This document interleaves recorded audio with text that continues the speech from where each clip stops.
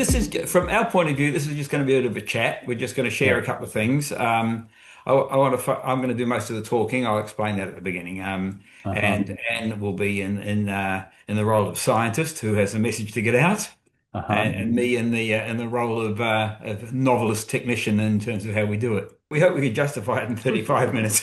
Yes. It's always a challenge. It's not, it's easier to speak for a day than it is for 35 minutes on this because it's really what can we show you that might be useful and get you interested. So there we go. Mm, Look, I think that's pretty much what we're trying to talk about tonight is mm, how do you keep people engaged? How do you keep readers engaged over a really substantial piece?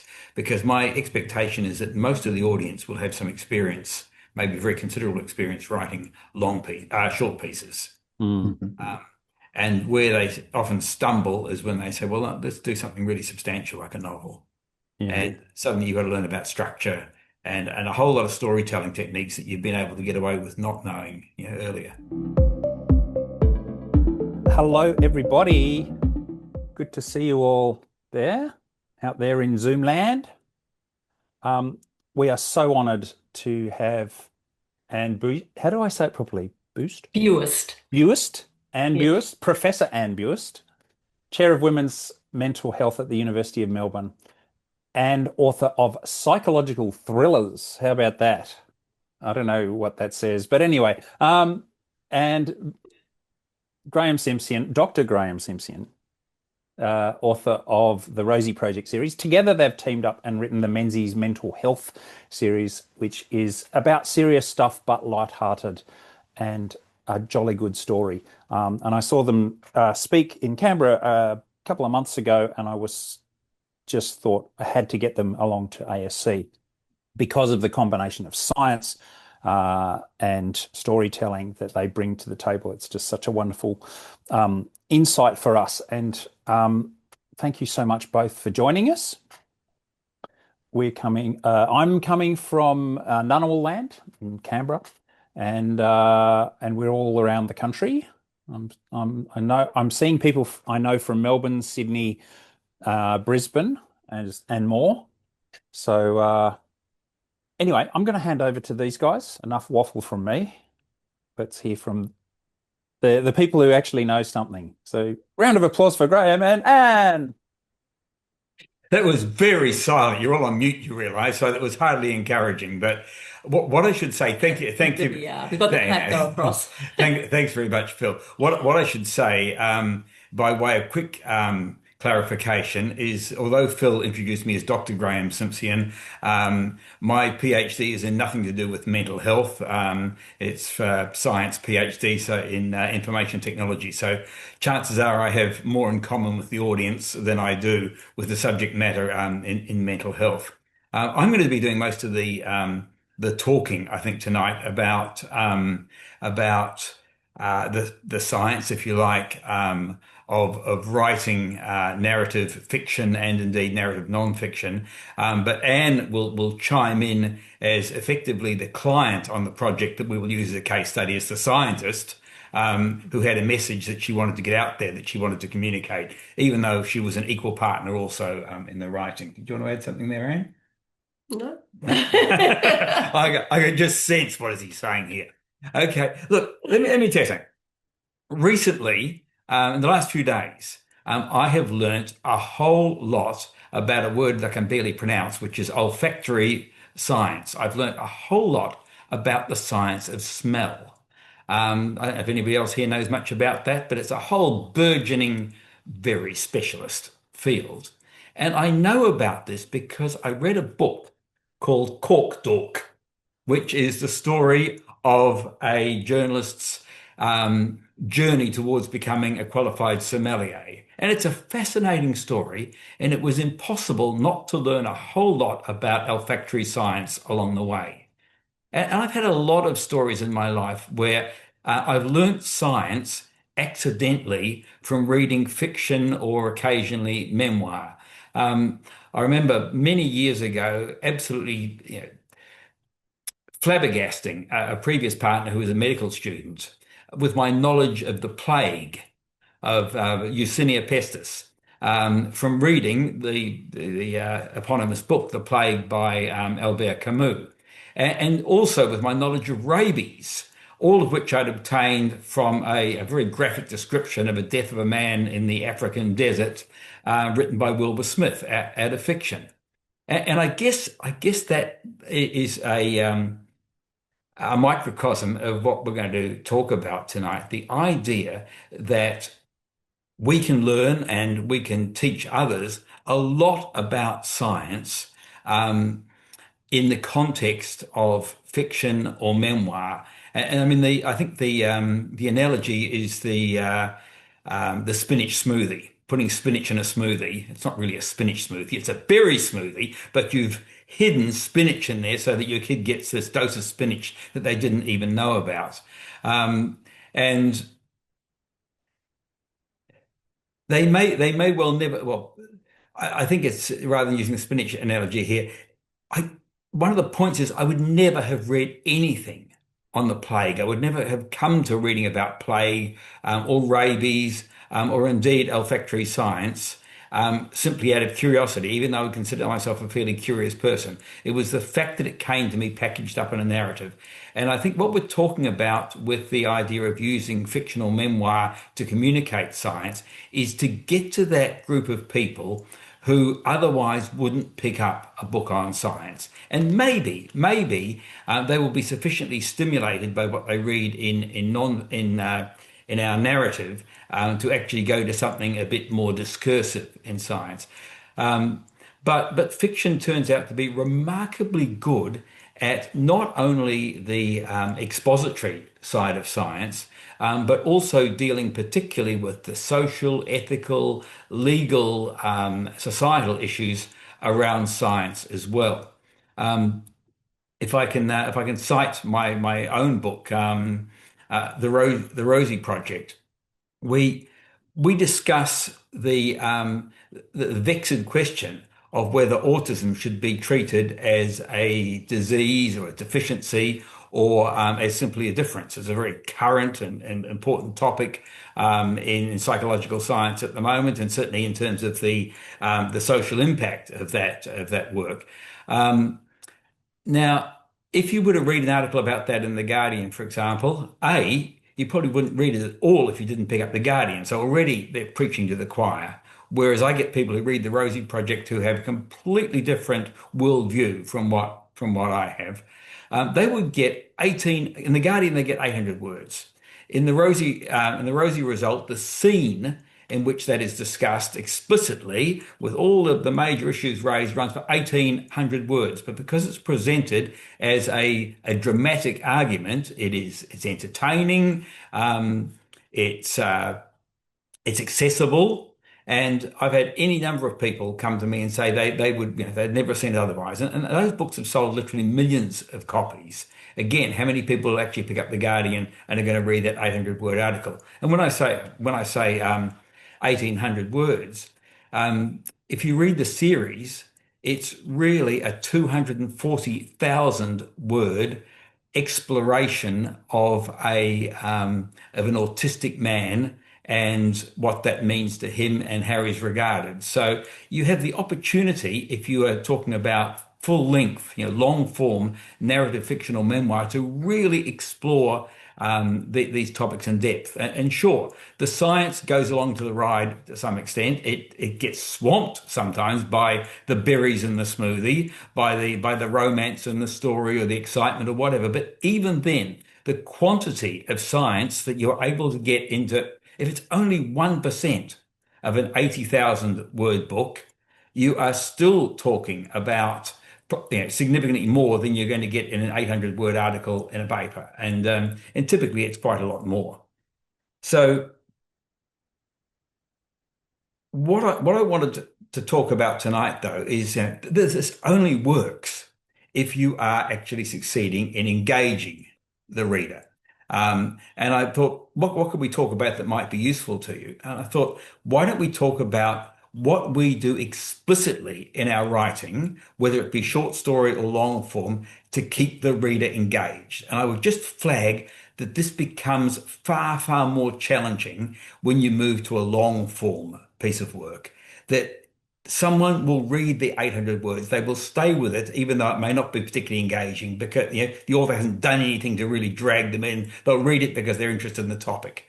But they need a lot more when they're reading something truly substantial, or they'll be throwing it away, or the editor will be throwing it away a few pages in, or because of that hole in the middle of the story, or whatever. So let's talk about the explicit things that we do to engage our readers over a long story. And I think many of those are nevertheless still relevant, even if you're writing quite a short piece. Now, we're going to use as a little case study our book, The Glass House. Do you want to wave that up, Anne, and show and tell? Okay, so The Glass House, that'll be our case study set in the Menzies mental health facility. But I'll just tell you one more project I'm working on at the moment, which I think illustrates the thing.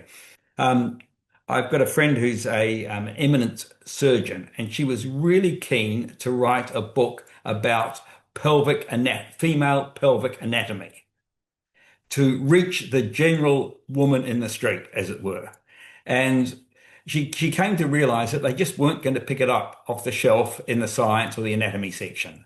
And what we're now doing is writing her memoir.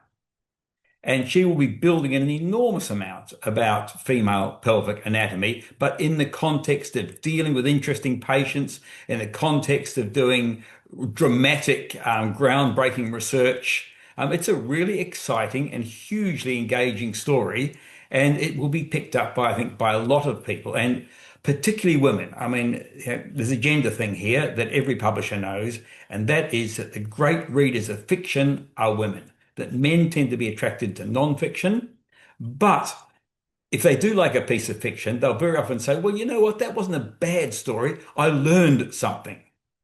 Women don't place that requirement in general on the fiction they read. They're happy that it's entertaining, it's well written. Perhaps they learn something about human nature, about human relationships, about human dynamics. But men seem less attracted by that. But if you want to get science messages across to a female audience in particular, I'm just flagging not that females are not interested in science, but that females constitute the bulk of readers of fiction. So as a target audience. Okay, so let's talk about, before we talk about our little case study, let me talk about very briefly about the techniques that we have to engage the reader and keep them engaged. And let me say that beautiful prose will not do it, or will very, very seldom do it. The most beautiful literary writing is very hard by itself, will very seldom sustain all but the most intellectual and sophisticated reader's attention for very long. You certainly won't be getting a mass readership or getting a wide readership. Nor will clever writing, except in occasional circumstances. People ultimately tire of clever writing. What engages people is story. And story has three key aspects. You've got three P's, if you like. It's got place. Yeah. Can we take somebody into an interesting situation, a place that they enjoy being, be it Hogwarts or be it the acute psych ward at the Menzies Hospital? Person, can we give them a person, a protagonist that they can relate to? Just as I'm talking about my the book I'm working on about female pelvic anatomy, having the researcher as front and center in the book gives us a person that we can go with, that we can share their triumphs, their failures, their challenges. It makes a very human story. And the third is our good friend plot. And I'm going to argue that, and I think it's a message that hopefully resonates with scientists, that what keeps plot working is a dramatic question, that at every stage of the book, the reader must have at least one question in front of them that they want the answer to. At any point in your writing, you say, the reader's reading this, what is the dramatic question in front of them? In a romance, it'll be, will the couple get together? In a crime novel, it'll be, will they find the criminal? Will he get caught, or will she get caught, or whatever? It might be, in a medical drama, what's the disease? But without that question in front of them, there's no plot. And if you think about the dramatic questions in your story, which often change over the life of a story, you have the driver for plot. And they also the driver for structure. The dramatic questions change often over the life of a book. You would think a single question might be sufficient, but we have been trained through the three-act structure in movies and now in novels. We've been trained to expect the question to change over the life of the story. Okay, so let's zero in on the Glass House, and Anne, perhaps you can tell us first of all what you were trying to achieve as a scientist with the Glass House. Look, I like writing ripping yarn as well. My psychological thrillers were certainly very much about plot and character. But even then, they had some mental health. Like my heroine in those books has bipolar disorder. So there was still stuff in the background that you could actually learn about.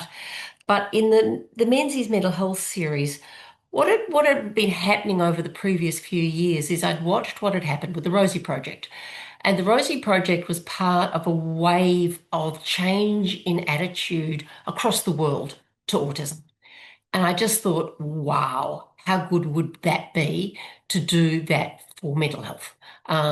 There's so much stigma, so much misinformation, and just things along the way that we had people say to us like, wow, I never knew that, you could get better, that mental illnesses could be episodic. They still had this picture from like One Flew Over the Cuckoo's Nest type thing where you all got locked up and threw away the key.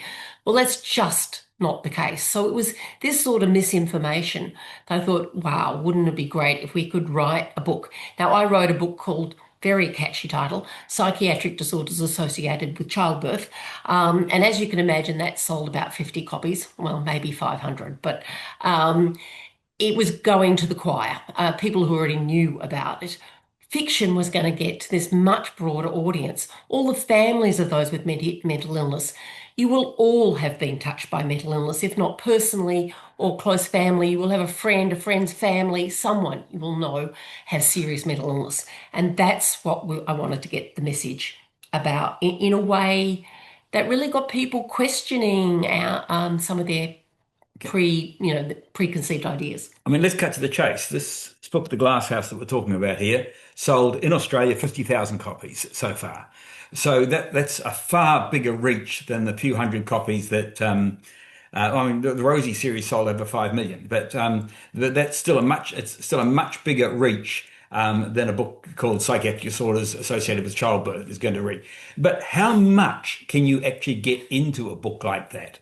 And Anne's got a list here, and I'll get her to just run through it. Some of the topics that we covered in this one book, and at a level where I think somebody reading it would say, "Yeah, I've got an understanding of what that's about now." So, given my perinatal psychiatry background, I had to start off with postpartum psychosis, PTSD, bipolar, anorexia nervosa, first episode psychosis and schizophrenia, pathological grief, multiple sclerosis with a cognitive presentation that looked like it was a mental illness, drug-induced psychosis, borderline personality disorder, not that I like that term, there's a better alternative, chronic schizophrenia, and some of the complications of one of the major treatments, clozapine, major depression and autism. So that's just book one in a three series. Okay, they're the diagnoses. What about the treatments? And so a range of drug treatments without going into details because we weren't, this is not a prescribing manual, but mentioning some of them and particularly some of the side effects. Freudian and Lacanian analysis, family therapy. We do 2 very in-depth family therapy scenes, paradoxical therapy we touch on briefly, and cognitive behavioural therapy, which is a very commonly used one. So yeah, plus the legal, ethical, societal, funding questions around mental health as well, which is not bad coverage for a novel, which I think you could say that someone who's read that novel has had a reasonably good layperson's introduction to psychiatry as it's practiced in Australia and some of the current issues. Certainly more than you could expect from, say, a Good Weekend article or whatever. There's quite a lot of depth, and it sticks. People come to us and talk about this, and it sticks with them because it's been personalised. So in when order they to talk do to that, you, what is it like? Are they actually asking you questions, or are they saying that and they've learned things? What's your Um, sense of impact? well, we went around every bookshop in Australia because we were so passionate about getting this message out. Um, and so we got lots of audiences. And they come after us, and the most common one was, wow, thank you. This has helped me understand what happened to my husband's son, etc. One of them had their son admitted to a psych ward several times. And as is often experienced by lived experience people, is nurses and doctors were alien others and largely nurse ratchets and like out of One Flew Over the Cuckoo's Nest. And this really flipped the other side. Some of the lived experience people were kind of a bit taken back and a bit affronted that, oh, actually, they were real people too. They weren't the just clinicians, yeah. yeah, the nurses weren't actually just being horrible for the sake of it. Um, in our book, we are very careful to make it as realistic as possible. So our clinicians are not saints. They fight with each other, they fight with the system, but by exposing what's going on behind the back, So Nash is the psychiatrist in charge of the acute ward. He's under immense pressure to have people out. We have a 16-day average stay in our mental health wards, and mental health treatments don't, like the drugs, take at least 3 weeks to start kicking in. So you can imagine what that looks like and what the tension is. So he's constantly under pressure from the administration above. If I can just, yeah. The whole thing is that you personify these things. You say, this is what it looks like to an administrator, this is what it looks like to a patient when these issues that you see on the newspaper all the time, mental health needs more funding. What does that actually look like? It looks like this. You particularize it, you're telling a story about it, and then you say, well, that's actually meant that this patient was sent out to the community before the drugs had had time to have an effect, and this is what it meant to them, and this is what it meant to their family. And look, this is made up stuff. But something I'd just throw in here is that readers have a tremendously good sense of what is to be believed and what is just story added on. And editors as well. They will go through your book, and if you give the wrong dose of clozapine to a patient, they will call you out on that and say, that's got to be 100% right. If you have I remember I had a perfume in a book that I was using in 1989, and the perfume didn't come out until 1991. You can't have that because the readers are going to just jump right on it. So if you put science in a book, readers will absolutely, if they learn to trust you, they will absolutely take that as 100%. I've had dialogues with people about the Rosie Project and a comment that Don makes about solar panels and the lifetime cost and value and green effect. And they're straight one sentence, and people are straight back writing to you saying Don's wrong and so on.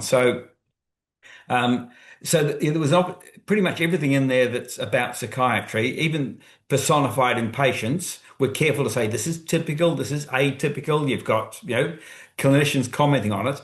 And I don't think many people would be misled by what's in the book. And it would just another thing, adding to answering Phil's question is someone that was kind of sticks in our memory was, she said, I got to the second page and couldn't go on because of something that had been written there, just really hit her. Her husband had been, we think, had been admitted to an acute psych ward after a suicide attempt, and she hadn't seen it coming, and that's kind of and she said, I had to put it down.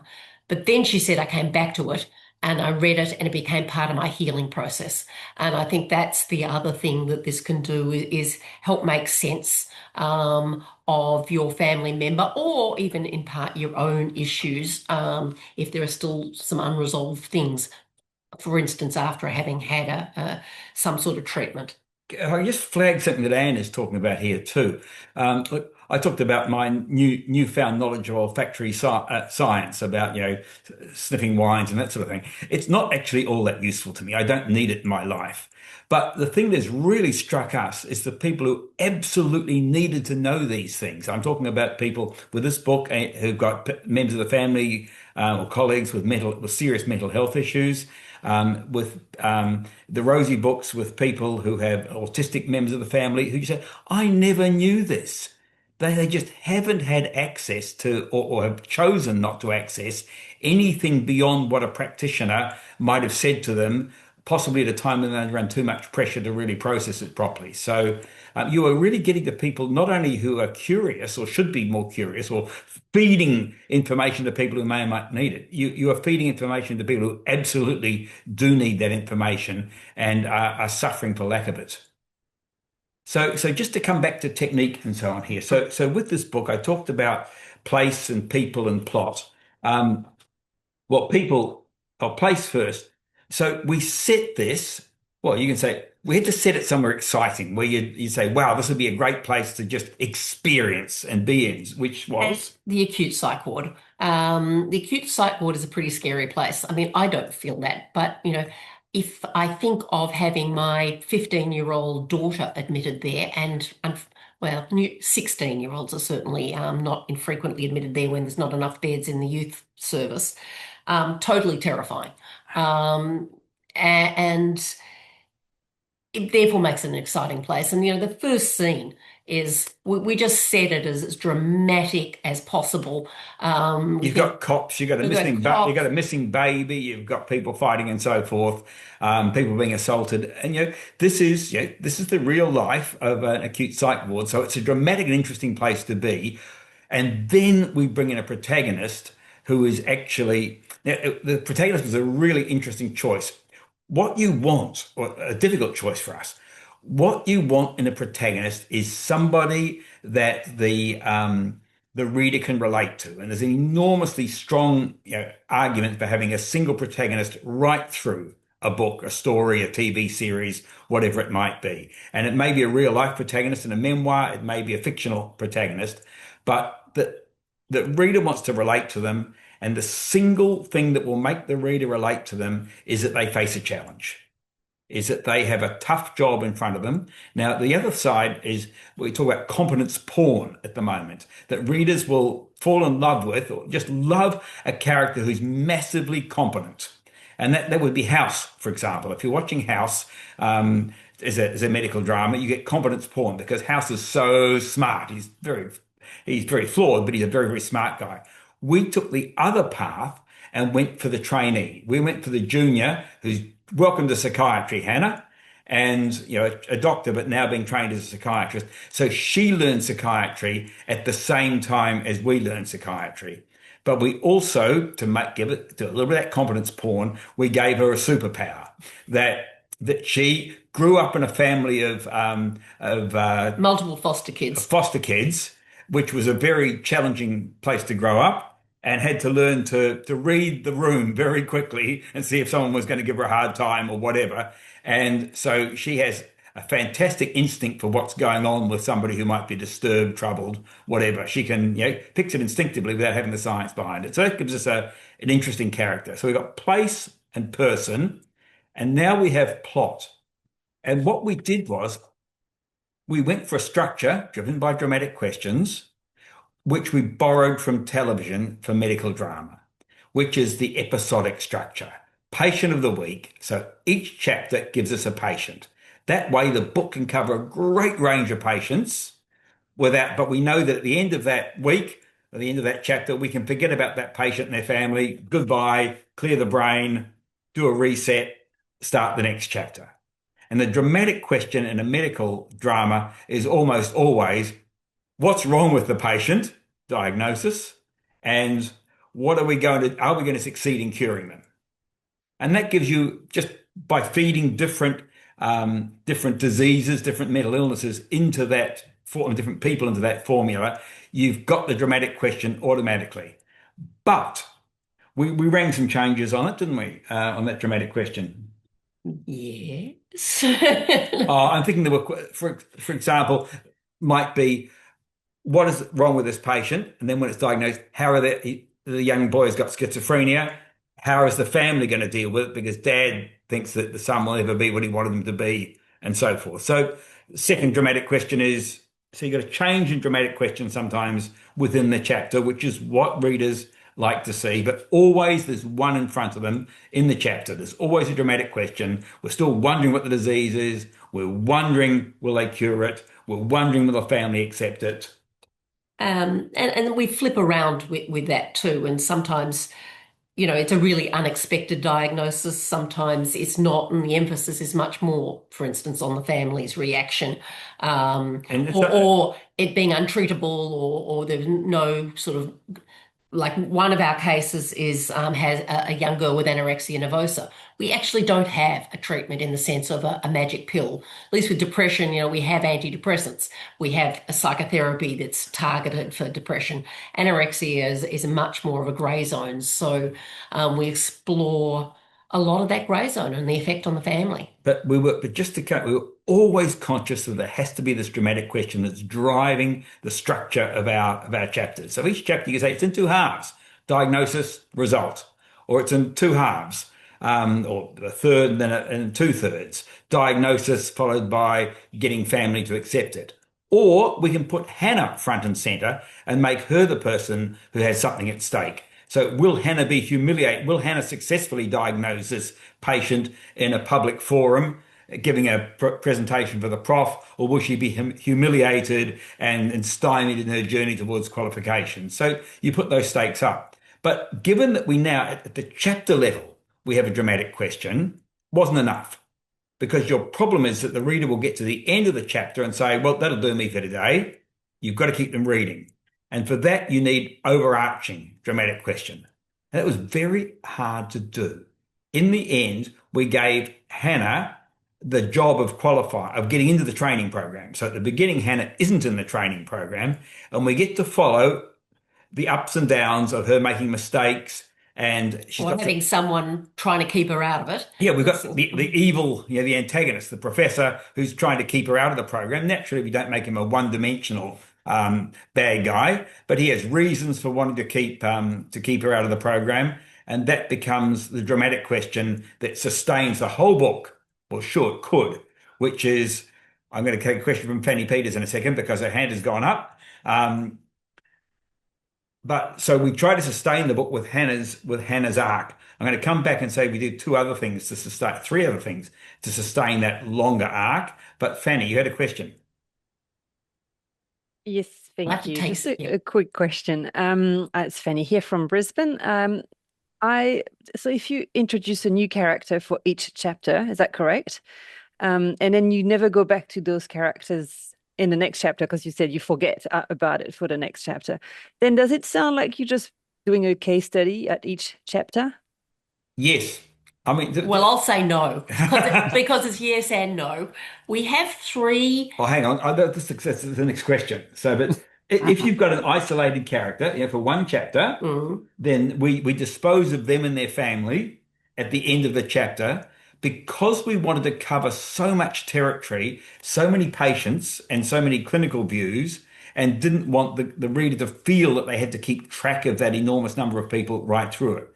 But what we do, and what Anne was sort of leading to say, is in order to sustain the dramatic question over the whole thing, we have three patients who are ongoing, who have an arc over the whole book. To some degree, there's an arc within each of the chapters that they appear in, and their main chapters are sort of early in the book. But then you very quickly work out that there's a little update on them. So you have to hold into three patients in your head. The rest come and go. And it's fairly clear that they're going to go, and it's fairly clear the ones that are going to stay because we make it clear that Hannah's going to be involved. So yes and no to your question. I mean, it's a slightly unconventional structure. It's a very conventional structure for a TV season, less conventional structure for a novel, and it was there to serve a purpose. It wasn't because we were trying to be innovative. It was there because we wanted to have lots of patients because we had this broad view of mental health rather than focusing on one particular mental health condition. So if we wanted to look only at anorexia nervosa, say, then it would be a very straightforward conventional novel with us following that particular patient all the way through, and we would change the dramatic question. It'd probably start off, is she going to get well? But might move to, are we going to be able to change the family's behaviour with her? Is she going to get a job or whatever it might be? switching it through in a conventional novel, but we kept it simpler and shorter largely. And because it's set in the acute psych ward, it's kind of part of the pace of what acute psychiatry is like. It's chaos. And we just wanted to get a flavour of that as well, which we think this structure gave it. There's one chapter in the middle where she does a night on call, and we just throw about 6 or 8 patients at it, and that just little vignettes in that night to give you that feeling. And as a reader, you sense as a reader, if you ever watch TV or anything like that you don't have to hold all this in your head. You can read it, enjoy it, and move on. Now, you're going to continue the arc. One of the other things, I can't remember the 3 things we were going to do, but hopefully you will. But in the overall arc, because most of our readers are female, there's also a romance arc. It got a little bit more, it's very light, very light. It increased a little bit in the second book, largely because one of the foster kids reappears and that just complicates everything. And I have to say, one of our male readers said at the end of it, "Oh, you're not going to keep doing too much romance, are you?" So it's back, well, it's a medium in the third one. So that's one of the other things that's helped maintain that ongoing arc. And I think you had something else you wanted to say about that. Look, it's berries in the smoothie. It's saying that we want more berries than spinach in the smoothie. And there was often an argument with the editors. I mean, Anne was keen to load up as much as she could in terms of exposition about these psych cases. And the editor would tell us where to stop. If you say too much here, and I would too, say too much here, you're getting in the way of the story. And you're not going to make somebody a psychiatrist reading this, but you are going to give them a remarkable amount of information in a palatable way, as long as you don't overdo it. And give them a feel. I mean, feel sorry for some of the situations. I mean, there's a high-flying barrister who, this heartfelt moment of, is his relationship really going to last? Because bipolar can seem like a lot of fun when you're hypomanic, but boy, mania gets you into a lot of trouble, and depression ain't fun. So it's making these people human and making you as the reader kind of really feel that as well. Now, we're down to 2 minutes, and really all we've talked about is dramatic questions. I'd love to talk a lot more about how you write well, particularly in an extended piece. And the simple message that everyone will give you is show, don't tell. And I translate that as write in scenes. Write as if you were writing a screenplay. If you can imagine it on a screen what you're writing, then you're doing show, not tell. It's dialogue, description, and so if you actually start summarizing, then you've moved away from that, because you can't summarize on a screen. You can't describe on a screen. Now, we are so close. But I have one thing I'm going to need to say. Well, I'm going to say one thing and you're going to say one thing, and then we'll take some questions. How's that? Okay, well, I'll do my one thing first because you'll summarize it. As the resident scientist, even though he has a PhD as well. So I wrote, I don't know, 100 journal articles and that textbook. And I didn't just suddenly start writing novels. I had to practice it a lot. 10,000 hours. It's a different process. The dry stuff you write for journal articles is very, very different to narrative. And yes, we can all write, but to write well, you need to practice. And well, look, in that context, I mean, the answer is not just write a novel and get it published, because that's a huge, as Anne's indicating, it's a very substantial undertaking. But the payback possibilities are very, very high indeed. Even a novel that sells a couple of thousand copies has probably reached more people in more depth than an article that you write, or a journal article that you would write, well, preaching to the choir if you're trying to reach the public. Just a quick advertisement for this. That's my book, The Novel Project. If you're interested in writing a book, this is what I'd have said if I had a full day. Okay, it's good. I've read it. It's good. Yeah, let's do some questions, and across anything, not just what we've talked about. Well, while people think things up and put them in the chat or wave their hands around, I'm going to throw one at your younger self, who was keynoting on data science. Is that correct? Yeah. I used to What be a specialist in data science. Yeah. what would you say to young Graeme about how to improve those keynotes that you were doing? Or was it doing those keynotes that gave you good skills to write the Rosie Project? Look, I learned to be a storyteller. And look, I used to run not just keynotes, but I used to run like 3-day industry courses and so forth, and data science and so forth. And if you were talking about database specification for 3 days, you better have some stories or people are going to fall asleep. And I think that the more I just know that people remembered that stuff, they remember the stories, the narratives. And that was, it was those stories that, learning to tell those stories and to tell them well. So I would say, learn to tell stories, learn the structure of how a story works, even a short, one act, structured like a joke, if you like, but not necessarily with a funny punchline. But stories work in a certain way, and learning to tell those stories, to personify things, to take people out of, into a situation that they can relate to, rather than just delivering the dry science, which is, can be pulled out of a book fairly, well, not necessarily fairly easily. I mean, I look at something like oh, uh, A Brief History of Time and so on. There are so many science books out there that are not comprehended at all. And I speak as a physics graduate and say A Brief History of Time is utterly, let alone The Emperor's New Mind. These are utterly beyond the lay reader who they are supposedly written for. And yet we can, there's always going to be a limit in fiction too. A biography of Paul Erdos is not actually going to teach you much mathematics if you don't come from that base. But it might give you an idea of the nature of the work that a mathematician does. It might set you off reading something about perhaps Fermat's last theorem or whatever. It might give you a reference. It might teach you to like spinach. We've got a book here about the cost of publishing. So first of all, the main cost of publishing is if you're spending all this time and you're not getting paid for it, and the number of authors that can finance themselves, you could put on, two hands pretty much in Australia. So you're not going to earn money. We didn't self-publish. So, if you get a publisher, then all the costs are covered by the publisher. It's very hard not to have a publisher because the publishers get them into the bookshops. If you self-publish, you might remember how much self-publishing costs. We did look at it, but it's getting it into the bookshelves. I'd stop it right there. I think self-publishing, and I'll be in trouble for this, but self-publishing is pretty problematic. And I would, and you can spend a lot of money doing these.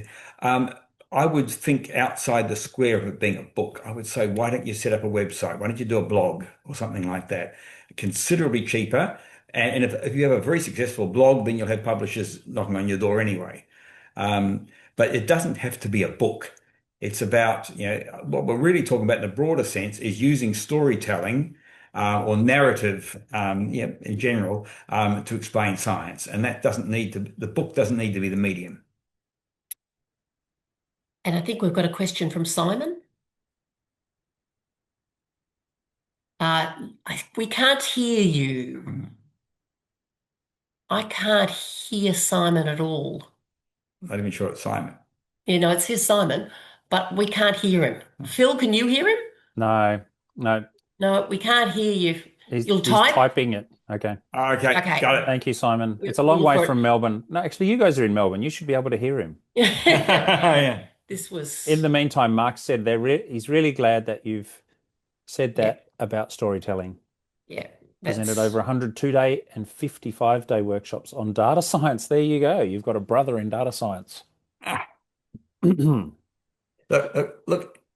absolutely. And it's moving. I guess it's moving beyond the individual anecdote, which is what you tend to use in those things to say, look, here's a longer form work that people might read in its own right. Look, let me just flag something else. Is if your job is to communicate, if you're in a field and you want to communicate that field better, rather than being necessarily professional communicators as you guys are, I would say to many scientists is find the book that best describes the field that you work in and recommend that book to people. Let someone else do your work for you, or write a critique if there's a popular book out there, write a critique of that if it's got things right or wrong or whatever, and get in, and get that conversation going. I mean, if you wanted schizophrenia, described, what book would you say? There's a ton of them out there. Oh, Kate Richards, who's a GP who suffered, has been diagnosed So it's memoir. with schizophrenia. Memoir. What about yeah. fiction? I Never Promised You a Rose Garden. It's a long time since I've read that, so I'm not sure exactly how good it is. Wally Lamb, This Much I Know Is True, told from the point of it's fiction, but told from the point of view of a brother of someone with schizophrenia. Beautiful book. So yeah, there is a lot of books out there. Yeah, there are very few books with data scientists as the hero, let me tell you. What was the name of that second one, Anne? Maybe we can put it in the chat. This Much I Know Is True. This Much I Know Is True. I'll put it in the chat. By Wally Lamb. Beautiful writer. Now, Simon, have you worked out this, because we can't see your written message, so we're hoping you can speak again now. Wasn't it? Yeah, no, it's slipped past, and then Baywatch saved people's. Now we got it. I recall a story that Baywatch saved people's lives because people learned first aid. Yeah, look, I have to tell you, we wrote a book called Two Steps Forward, which is set on the Camino de Santiago, and somebody fixes blisters by threading a thread through it, leaving the thread in there. We got a lot of flack for that because doctor here, put that in the book, and it is that's what we were taught. It was what we were taught, but it's no longer seen as a sound way of preventing infection. So yeah, people took that. They said, I never knew that was a way of dealing with blisters. So you put something on the page like that, and they don't say, oh, it's just a novel. It's taken very seriously. I'm not sure what this word means. Yeah, science communication through fiction. Oh, yeah. right, psycho. Right, sorry. Look, so the actual question in Simon's one, should you let facts get in the way of a good story? Should authors set out to entertain with education as a bonus, or set out with an aim to educate? I think you are not going to get published or read if you let your message get in the way of the entertainment. So yeah, I think you can carry quite a lot of spinach in your smoothie, but there's a point where you start tasting the spinach and that becomes a problem. And I think you can get so much science into a book that you don't need to overdo it. It's incredible how much you can actually get in, but you've also got to think, what do you actually want the reader to know here? And I know Anne would like to be putting in doses and alternative drugs. No, I didn't at all. I don't think that's true. But I probably would have put in stuff that, well, some of the stuff that I put in, was unnecessary. But on the other hand, some of the stuff I left out, Graeme goes, but what happened here? And I'm thinking, well, everyone knows that. I didn't need to write that. Oh, okay, I do need to write that. So there's that bit. But I think we liked a good story. We both like to read and write a good story. But we were absolutely, as opposed to the blister episode, we didn't want to put anything in there that wasn't factual. And even though I'm a psychiatrist and I was pretty confident about everything we wrote, we had an expert in every disease we wrote about, including postpartum, even though I am an expert in that one. We had another postpartum expert read the postpartum psychosis chapter. We had a bipolar expert. We had a depression expert. We had let me say, and the publishers expect that. So, and the readers at some level expect that. They say, if you say anything about these things, it better be right. I think they will forgive you for a certain amount of simplification, which is necessary.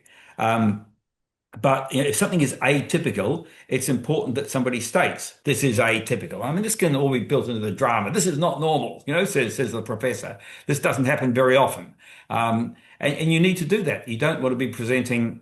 There was a certain number of people took issue with my autistic protagonist because he was not standard. He was not absolutely typical of autistic people. So you're talking about John Tillman? John Tillman, sorry, yeah. Because we have an autistic character in these books as well who's non-binary, and we had a non-binary person who also happened to be autistic and a diagnosis of schizophrenia read it. So we try, and we had someone, because we have an Indigenous doctor as part of her group. We have an Indigenous reader as well. And editors often say, scrap that, it's too hard, if you're not Indigenous yourself. And our Indigenous reader said, absolutely bloody not. You put it in there and make him real. Yeah. So we've got a lot of great feedback. Yeah. So yeah, I mean, as I say, there's a question from Anna there. Yeah. People are less and less likely to believe anything they see, even in reputable news outlets. And there's a lot of weird self-published stuff on digital storefronts. In your opinion, how does science communication through fiction fit into this kind of environment? I think people have conventionally published fiction. People have a very high expectation of the science being correct, unless the author has made it clear that they are creating a little exception. There. So, I think of a book like go way back to hard science fiction. And Robert Heinlein writing something like Time for the Stars, which is a really good explanation of special relativity, except he throws in something which doesn't fit the rules. He's got mental telepathy. He's got telepathy working faster than light. But there it is on the page. It says this is new to science. We didn't know this. So somebody reading that says this is an invention. This is something that isn't known. But everything else, in terms of time dilation and so forth, he's done that as well as he possibly could. And look, I probably learned as much about special relativity from that as I learned from studying it in second year uni. I think the other thing is that, about the practicalities of it, if you like, about what it meant. It is, the blurb on the back about me says I'm a professor of psychiatry, which comes with a little bit of weight. And likewise, if you're writing something, whether it's a short piece or a longer piece, and it's got, you're a PhD or you're a science communicator or whatever it is, that's going to actually help orientate the reader as well. Yeah, I think it's a good point. There's a couple of neuroscientists who've written about people with neurological conditions, including Alzheimer's and so forth. And Kylie Ladd is a Melbourne neuroscientist. Is it Lisa Geneva, I think, is a very well-known American neuroscientist who writes these sorts of books. And the expectation there, it comes with the weight of the authorship. But I would say it's not necessary that they have those credentials. That the expectation is that the perfume didn't exist in 1989, then they're not allowed to wear it in 1989. Just coming back to the autistic side of things and changing, what's your opinion of Big Bang Theory as a physicist as well? Do you think it was successful? Do you think it was successful? I've never seen it. Never seen it. I chose not to watch it. Yeah. I had a very interesting dinner in LA with the director, and he hadn't read the Rosie Project, and I hadn't watched Big Bang Theory. but we had a good, lovely guy. Talked about the World Cup then. Yeah. But well, we ended up talking about. They got to have Stephen Hawking on as a guest on Big Bang Theory, so that was pretty impressive. Look, I don't know how good the science was. I think it was pretty good, but it wasn't central. My guess it was good. That's the thing. They actually had consultants, and so all the they always had a whiteboard in their lounge room, and that was proper science that was on the whiteboard. I think one of the issues is if you set something in the future, then you have a little more flexibility in the world you create. But if you set it in the present, then the expectation is that we go with established science. I mean, I guess that part of the thing about Big Bang Theory was that it was a comedy show. Yep. And so I'd like to get your thoughts on comedy and in science communication. What is it and how do you use it wisely? Just before you say that, I watched one episode of Big Bang Theory. And what I would say is the big difference between only till one episode, so maybe I would have changed my mind over many, is the difference between Don Tillman in that and whatever his name is, Sheldon Cooper, was Don Tillman is the hero. He is the love interest. He is the absolute hero, whereas I didn't feel like that about Sheldon at all. So as I said, that may change over more episodes. He was one of those. It was again one of those heroes who you think I'm on his side for some reason, but I don't know Okay, why. that achieved the same sort of thing then. But yeah, I mean, his sidekick, whose name's gone out of my head right now. But I'd be interested to get a vote in the chat as to what people thought of Big Bang Theory. And you asked a question about comedy, which The comedy Graeme will question, answer, yeah. being the comedy person. Being the comedian. Well, the Rosie Project's a comedy. The Rosie Project is It's hilarious. very, very clearly a comedy. But I didn't feel it gave me license to mess with the science at all. I mean, there's quite a bit of So science. how do you create that comedy then? If I'm giving a physics lecture, how am I going to make that funny without changing the science? You asked two different questions. Let me tell you, when your narrative comedy comes largely out of characters. I've often said I could write an episode of The Simpsons, and a lot of competent screenwriters could write an episode of The Simpsons, because the genius is not in writing an individual episode. The genius is in having created those characters in that family, and you throw a plot at them, you throw a situation at them, sitcom, and those characters will make it funny. Don Tillman is what makes the Rosie Project comedy, because Don's a funny guy. It's very hard to, whereas giving a lecture and trying to make it funny, let me say, you won't make it funny by being clever. You'll make it funny by telling good stories, preferably ones that reflect on you. That stories are funny. Wit is very seldom funny. I think we get the narrative again. So if the physics lecture somehow becomes about my journey through physics, and then I can insert the comedy of my own, well, not necessarily expense, but yes, very much at your expense if possible, about the mistakes you made, about the thing that, about what happened with the helium or whatever. You've heard that story about what happened with the helium. Yeah. So the stories are what, and people will absolutely remember stories. They might remember your witty pun, but not in a good way. And if you are absolutely desperate to communicate something, then I have a geography teacher when I was at school who made the most awful puns, and we all thought it was just terrible. But we couldn't help but remember the stuff that he taught us. So I still remember the doldrums and things like that. So the doldrums. What is it about geography teachers? Yeah. But I would say if you want to teach and use comedy and keep some pride, some self-respect, then I would probably look to tell stories about how things were done, and of yourself, or even about stories of discovery and so forth. Mm-hmm. I'm finding, working with my surgeon friend, to tell the stories of how she discovered certain aspects of anatomy and so forth, the stories of the operations that went right or wrong and so forth. These are utterly compelling. And the difference is so great compared with actually just putting exposition on the page about the anatomy or about the procedure for an operation and what the risks and dangers are. They're not forgettable by readers or by professionals.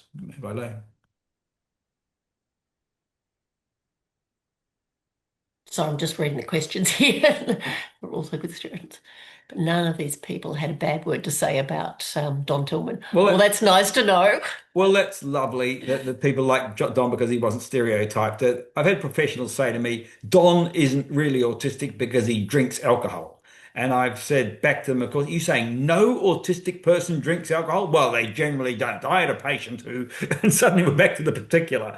And yeah, I don't know what the stats on autistic people drinking alcohol is, but I know quite a lot do. But you humanize people by making them a little. I'll tell you the problem. The problem is writing characters from textbooks and not writing characters from life. And I would say to any writer, if you want to write an autistic person, meet some autistic people, do not touch that medical manual. And none of these are from DSM, the Psych Bible. They're all from 40 years of working in psychiatry. They're real people. Yeah. Without So when you being set out critical. for both of these series, the Rosie Project and then the Glass Houses,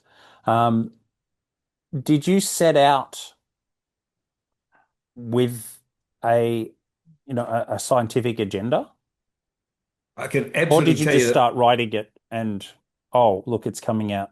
Did you plan Don, for example, in advance? I did not plan Don to deliver a message about autism. By the time I got to the third book, I was conscious that I had a responsibility, because the books have been so popular, that I had a responsibility in what I was communicating about autism. I mean, even with the first book, I needed to be correct. I needed not to perpetuate myths or stereotypes or be wrong about things, but I didn't feel I was on a mission from God. By the third book, I felt I had a very, very large audience, which I was privileged to have, and that was an opportunity to inform.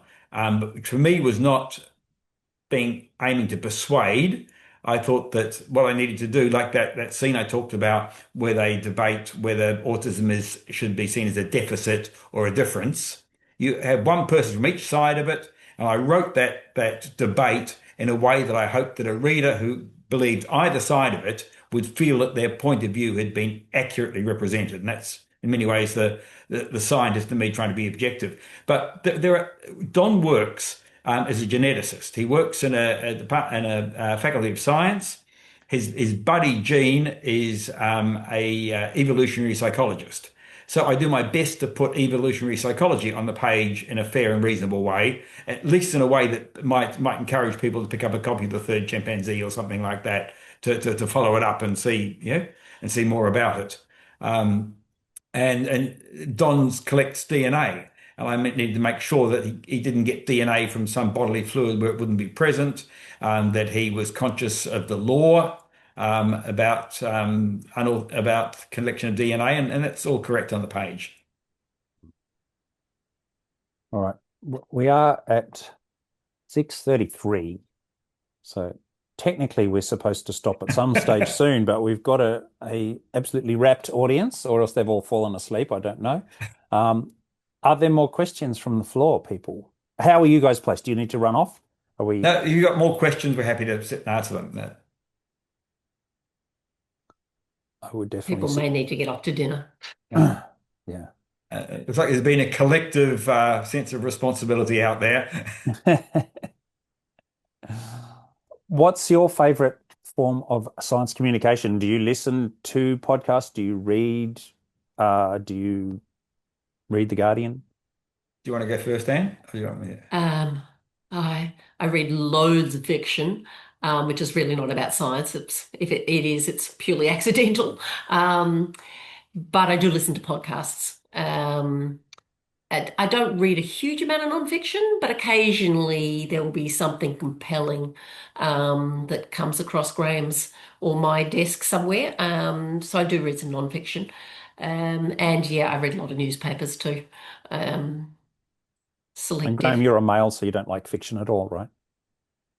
It's closer to the truth than you might think. I don't read as much fiction as I should, given my profession. I read a lot in the past. But middle-aged, older males are a real problem demographic when it comes to fiction. Fiction's all about relationships, so I'm right across that. So why would I They're all know anything perfect, about are that? they? And can you give us an objective view? Yeah, he doesn't read much fiction, but he's great at relationships. Lives in the moment rather than writes about it. But I read a fair bit of popular science, and thinly disguised popular science. I mean, I know Cork Talk was a fascinating book for me because it wasn't just about olfactory science. I learned all. You read all of Oliver Sacks, Yeah, and I read a few of them, not all. so it was interesting. I mean, case study. Yeah, Oliver Sacks is very readable. A lot of people enjoy, but it's very narrative. Everything he wrote pretty much was narrative, nonfiction, and that means at present that just hugely accessible. Whereas, look, there are some stunningly good science writers, and their work doesn't have to be narrative. Richard Dawkins, whether you agree with his philosophies and so forth. The Selfish Gene was just an outstanding piece of writing, as far as I'm concerned. A highly accessible book, which was never expository. The stuff that I can't stand is the physics, and because they start off and say, "Look, I just need to teach you a little bit of math." And suddenly in 5 pages they've taken you from high school maths to second order differential equations and so forth, and as though yes, the logic is there, but there's no teaching going on. And can I just answer for him an earlier question? No, there's nothing more coming in the Rosie series, unless there's something he hasn't told me about. A few other things planned, perhaps, but not that. All right. I would love to chat all night, but I really feel like we should wrap it up. Next time we're in Canberra, we'll get a glass of wine and we can do that. Yeah. I would adore that. That would be fantastic. Look, everybody, thank you so much for joining us. And Graeme, thank you for an amazing chat. Keep up the great work. It's very amazing what you've achieved. And all the very best. Come to a future ASC conference. I know you'll be travelling at Brisbane. I was hoping firstly that we could get you to keynote or workshop at the conference in Brisbane. Yeah, keep in touch. We would love to keep you as part of our community. Well, thank you very much. It's always nice to be embraced by the science community. Anne is very much part of that, and I still like to feel I've got some connection. So thank you. Yeah. Well, we're not really necessarily part of the science community because we have many people who are non-scientists who've come from the communication side, and that's the interesting part is that we have. But they're now part of the science community. I would say they're now part of the broad science community. Yeah, whereas I'm a scientist who's now part of the communication community. You see. Yeah. So just chucking in a quick ad for people who are watching this recording in the future, but.